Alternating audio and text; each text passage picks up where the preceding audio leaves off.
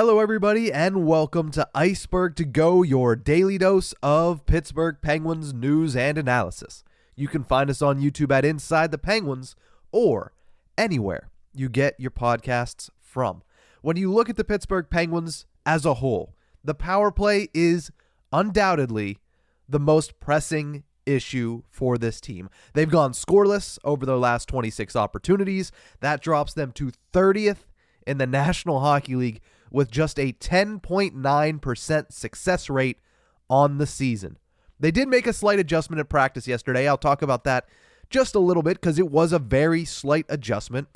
Chris Letang goes from the second unit to the top unit and takes over the point spot, takes over the quarterback position from Erik Karlsson, who is bumped over to the left flank. Bryan Rust gets removed from that unit entirely and bumped down to the second unit. So it's similar to what we saw them try in the preseason. The only difference is Letang is playing quarterback, Erik Karlsson is on the flank. Maybe that opens up some more opportunities. Maybe that changes things. But we've talked about the power play ad nauseum. And this episode, I want to talk about the issues that extend beyond that. It's certainly the most pressing issue. I won't try to convince you otherwise. The power play is the top issue for the Penguins. But they do have other issues. And those issues could rear their ugly heads sooner rather than later. They are very heavily relying on Sidney Crosby and his entire line for the bulk majority of their scoring.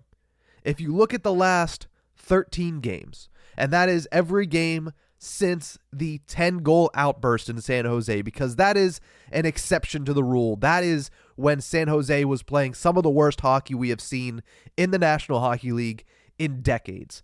So after that, 13 games, the Penguins' first line has accounted for 18 goals, or 51% of this team's scoring. To go down through the remainder of the breakdown, the second line has scored 5. So that is a severe drop from your first to second line. And we all talked about coming into this season how important the entire top 6 is going to be. So far, at least in the last 13 games, it's not the top 6. It's the top 3. 18 for the first line, 5 for the second line. Third line has 3 goals in that time span. They've been broken up. They've been shifted around. Jeff Carter was on that unit last game. We've seen the only constant has been Lars Eller. That is the only constant on the third line. Not getting the results you need. 3 goals over the last 13 games. Fourth line, not bad. 5 goals, just as many as the second line in that stretch. The only problem with that is those goals came with Matt Nieto and Noel Acciari playing better hockey, getting used to their roles, especially Noel Acciari playing better and better as time went on. Both are now injured with Matt Nieto on the injured reserve. So 5 goals from the fourth line is good. The players that got them to that point are currently injured. Not good. The power play has scored 1 goal in the last 13 games. They've scored 1 shorthanded goal in the last 13 games. Tristan Jarry has scored a goal in the last 13 games. And the last one is hard to split up. It was an overtime shift in LA. It was Bryan Rust, Evgeny Malkin combining. So you could give a little bit of credit to the first line. You could give a little bit of credit to the second line in that one. But I digress. You look at this breakdown. The vast majority, 51%, goes to the first line. That is very reliant on Sidney Crosby, Jake Gensel, and Bryan Rust to stay at the level that they're playing at right now, which is a very, very high and very difficult to repeat on a consistent basis level. That's where they're at. In that span, the Penguins right now are 7-4-2 in that 13 games.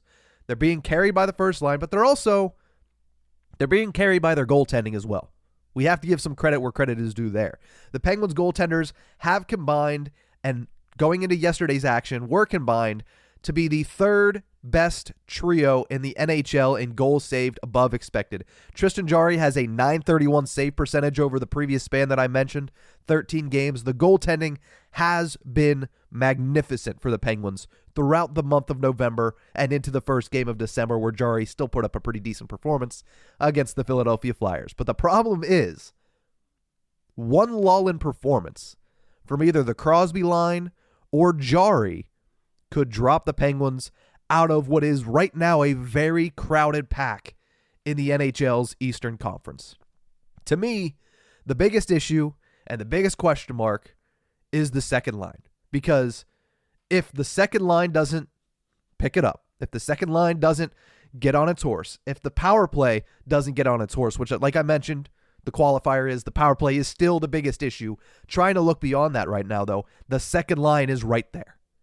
Rickard Rakell has begun skating for the Pittsburgh Penguins. He's on long-term injured reserve.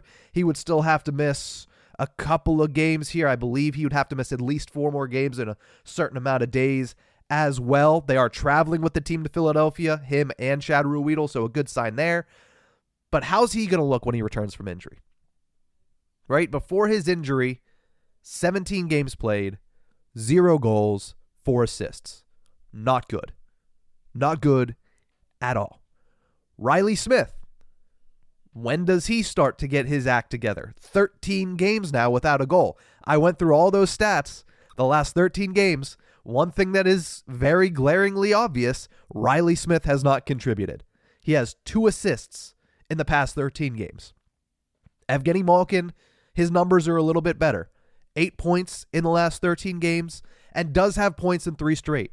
But if you watch Evgeny Malkin's game throughout that entire process, you can pick out maybe 2 or 3 that you said, okay, that looks like the Evgeny Malkin from the beginning of the season. And the rest was, that looks like an Evgeny Malkin that is really struggling to play the game that he wants to play.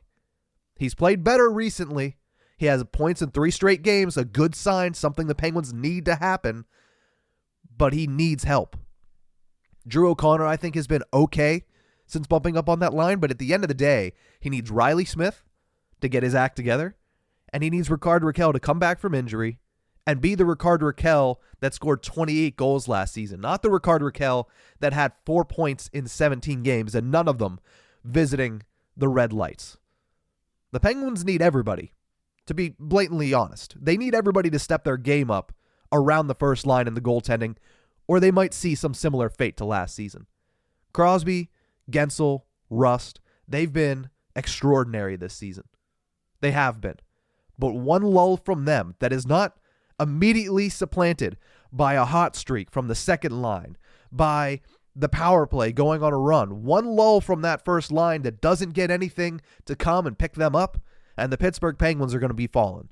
Because right now, first wild card, not even the first wild card, go up into the 3rd place spot in the Metropolitan Division, all the way down to the second to last spot in the wild card rankings is all separated by, 4, 5 standings points? That's the one fortunate thing for the Pittsburgh Penguins, is that while they've been trying to get their act together this season, the rest of the league has had enough parity to keep them in the thick of things in the standings. 7-4-2 is not a bad record in the last 13, but is it really sustainable to hope that Tristan Jarry can continue to be above a .930 save percentage, not to mention Alex Nedeljkovic is above a .930 save percentage. Magnus Hellberg looked really good when he came in.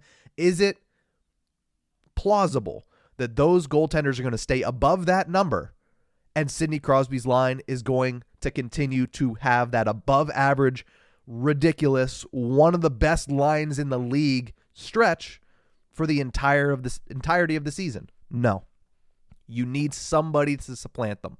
And if they don't, that lull, that losing streak that will come because of it, is going to be a hard one to come back from, because the Pittsburgh Penguins, they're not in a position to create. They don't have breathing room. They don't have buffer room. Right now, they need to start stringing together wins, and that needs to come from the supporting cast, and the supporting cast includes the second line. So that's why I look at it and I say, you know what? The power play is an issue. Don't get me wrong. I agree with you. Don't yell at me in the comment section, please. But the issues run a little bit deeper than that right now. And I don't know if that leads to a change in coaching. I don't know if that leads to a shakeup in the lineup. I probably doubt the second one is going to happen. The first one, unlikely to happen. But hey, stranger things have occurred. The Penguins need to get their act together. Everybody outside of Tristan Jarry, Alex Nedeljkovic, Sidney Crosby, Jake Gensel, and Brian Rust. Outside of that, everybody could give a little bit to much more for the Pittsburgh Penguins. But that's going to do it for this episode of Ice-Burgh To Go. Thank you so much for tuning in. Remember, you can find us on YouTube at Inside the Penguins or anywhere you get your podcasts from.